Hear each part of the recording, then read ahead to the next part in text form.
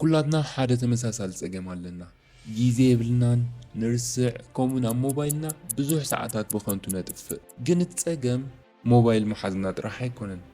እቲ ጸገም ነቲ ሞባይል ንምዝንጋዕ ጥራሕ ምጥቃምና እዩ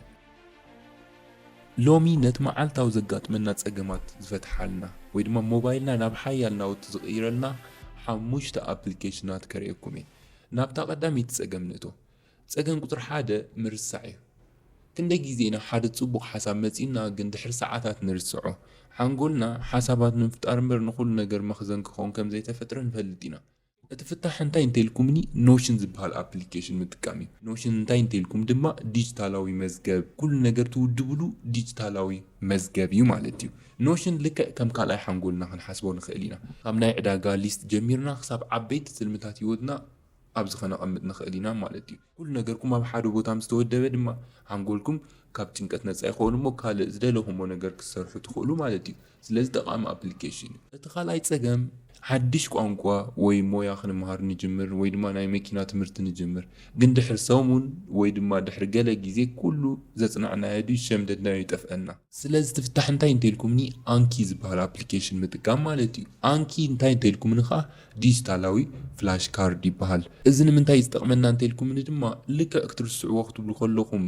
ዝኾነ ነገር የዘኻኽረኩም ማለት እዩ ቋንቋ ይኹን ከም ዝበልኩም ናይ መኪና ትምህርቲ ይኹን ዝኾነ ነገር ስለዚ እዚ ንኸዘክረና ከመይ ይሰርሕ ተኢልኩምኒ መጀመርታ ንሕና ዝደለናዮ ነገር ሕቶ ንጽሕፍ መልሲ ንጽሕፍ ብኽልተ ገጽ ማለት እዩ ሽዑ ኣብታ ኣፕሊኬሽን ኣቲና ኣብ መዓልቲ 5 ደቂቕ 10 ደቂቕ እንተ ደኣ ደጋጊምናየን ንኻልእ ግዜ ዘይክንርስዖ ንኽእል ብኸመይ እንተኢልኩምኒ እቲ ኣፕሊኬሽን ዝተጋገናዮ ነገር ቀልጢፉ ከም ዝመጽእ ገብረልና ዝመለስናዮ ድማ ዶንጊ ክመጸና ገብረልና ምኽንያቱ ኦልሬዲ መልሲ ፈሊጥናዮ ስለ ዘለና ስለዚ ብኸምዚ ምኽንያት ዝኾነ ነገር ኣብ ሓንጎልና ክጸንሕ ይገብር ማለት እዩ እቲ ሳልሳይ ጸገም ፓስወርድ ምርሳዕ እዩ ክንደይ ጊዜ ኢና እስኪ ናይ ፌስቡክ ኢሜይል ወይ ድማ ካልእ ኣካውንትና ፓስወርድ ጠፊእና ንሽገርን ንኻልኦት ነሸግርን ወይ ድማ ንኹሉ ኣካውንትና ሓደ ዓይነት ፓስወርድ ንጥቀም ሽም ናይ ሰብ ዕለት ቁጽሪ ቴሌፎን ንጥቀም ድሕሩ ድማ መፍትሒ ሃከርስ ንኸውን ማለት እዩ ስለዚ ነዚ ዝፈትሕ ጎግል ፓስወርድ ማናጀር ይበሃል ማለት እዩ እዚ እንታይ እንተኢልኩምኒ ናይ ፓስወርድ መኽዘን ወይ ድማ ፓስወርድ ማናጀር እዩ ማለት እዩ ሓንቲ ማስተር ፓስወርድ ጥራይ ትዝክሩ እሞ እቲ ኣፕሊኬሽን ንኹሉ ካልእ ፓስወርድ ባዕላ ትሕዘልኩምን ትጽሕፈልኩምን ማለት እዩ ኣካውንትኩም ድማ ብ100% ውሑስ ይኸውን ማለት እዩ ስለዚ ጠቓሚት ኣፕሊኬሽን እያ ራብዒት ድማ እቲ ጸገም ሓበሬታ ብቕልጡፍ ኣብ እንደሌሉ እዋን እዩ ስለዚ እንታይ ኢና ንገብር ጎግል ኢና ንጥቀም ኩሉ ግዜ ጎግል ኣቲና ዕንቆት ዘለዎ ሪሰርች ንገብር እዚ ንምግባር ድማ ብዙሕ ግዜ ንወስድ ግን ሓደ ግዜ ፍታሕ ወይ ድማ ሓበሬታ ብቐሊሉ ክንረክብ እንደሊ ካብ ኣብ ኢንተርነት ኣቲና 10 ዝተፈላለዩ ዌብሳይታት ክንደሊ ብዙሕ ግዜ ዝባኽን ኣብ ከምዚ እዋናት እንታይ ንጥቀም ጀመናይ ወይ ድማ ቻትጂፒቲ ማለት እዩ ካልኦት እውን ኣለዉ እዚኦም ግን እኹላት እዮም እዚኣተን እንታይ እንተኢልኩምኒ ኣርቲፊሻል ኢንተሊጀንስ ይበሃሉ ማለት እዩ ልክዕ ምስኪ ኢላ ሰብ ከም ተዕልሉ ጌርኩም ተሓትዎም ዝደለኹሞ ኢንፎርሜሽን ዝደለኹሞ ሓበሬታ ብቕልጡፍ ድማ የምፀልኩም ማለት እዩ ንኣብነት ጥዑም ሬሲፒ ደሊኹም ወይ ድማ ሓደ ጸገም ብኸመይ ከም ዝፍታሕ እንድሕር ዳ ሓቲትኩሞ ብቕልጡፍ መልሲ ይህበኩም ማለት እዩ ስለዚ በዚ መንገዲ ክትጥቀምሉ ትኽእሉ ሓሙሻይ ድማ ፎረስት ዝበሃል ኣፕሊኬሽን እዩ እቲ ጸገም ድማ መብዛሕትኡ ግዜ ስራሕ ክንሰርሕ ኢልና ብዘይፍላጥ 2 ሰዓት ኣብ ቲክቶክ ንሕልፍ ትኹረትና ይስራቕ እቲ ፍታሕ እንታይ እንተኢልኩምኒ ፎረስት ዝበሃል ኣፕሊኬሽን ምጥቃም ማለት እዩ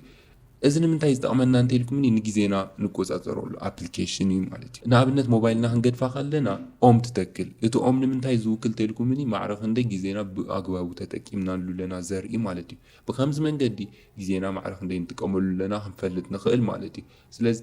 ናትኩም ፕሮዳክቲቪቲ ወይ ድማ ናይ ትኹረት ዓቕምኩም ንምልካዕ እዚ ኣፕሊኬሽን ክትጥቀሙ ይግባእ ናይ መወዳእታ ቅድሚ ምፍናዊ ክነግረኩም ዝደሊ ሓንቲ ነገር ንኣብነት ዩቲዩብ ንጥቀም ኢና ፌስቡክ ኢንስታግራም ቲክቶክ ንጥቀም ኢና እንተኾነ ግን ኣብ ዝመፀና ቪድዮ መብዛሕትኡ ግዜ ዘይንደልዮ ክኸውን ይኽእል ንኣብነት ኣብ ዩቲዩብ ንእቶሞ ዩቲዩብ ምጻተና ብዙሓት ቪድዮ ኣለዉ ካብኣቶም ኣብቲ ናይ ዩቲዩብ ቪድዮታት ኣርእስቲ ኣሎ ኣብ ጎኑ ድማ 3 ነጥቢ ኣለዎ ኣብታ 3 ነጥቢ ጠዊቕና ኖት ኢንተረስትድ ዝብል ኣብ ምስ ሃረምናዮ ከምዚ ዓይነት ቪድዮታት ብፍጹም ናባና ኣይመጹን ማለት እዩ ብጠቕላላ ኣብቲ ናይ ዩቲዩብ ገጽ ወላ ሓንቲ ነገር ክመፀኩም እንድሕር ዳ ዘይደልይኹም ከዓ ኣብ ሴቲንግ ኣቲኹም ሂስትሪ ዝብል ኣቲኹም ፖስት ገብርዎ ማለት እዩ ድሕሩ ትናትኩም ናይ ዩቲዩብ ኢንተርፌስ ነፃ ይኸውን ዝደለኹምዎ ቪድዮ ድማ ሰርች ጌርኩም ደኣ እምበር ባዕሉ ከም ዘይመፀኩም ትገብሩ ማለት እዩ በዚ ምክንያት ግዜኹምን ሞባይልኩምን ብኣግባቡ ክትጥቀሙላ ትኽእሉ ማለት እዩ ስለዚ ክቡራት ተኸታተልቲ ምናልባት ብፅቡቅ ጌረ ኣይገለፅክዎን ክኸውን ይኽእል ስለዚ ብተግባር ብኸመይ ከም ንጥቀመላ